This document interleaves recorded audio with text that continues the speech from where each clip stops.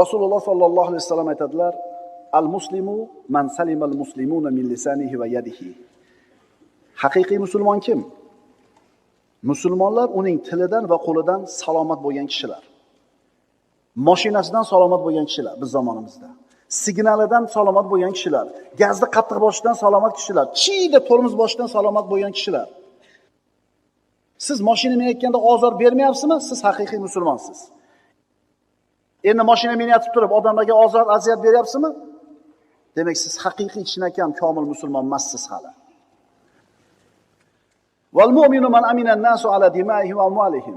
Endi mu'min kim? Haqiqiy mu'min kim?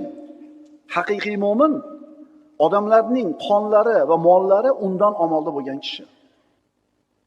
Birovni qoniga ham, moliga ham ko'z olaytirmaydi. U odamlar musulmonmi, musulmon emasmi farqi yo'q.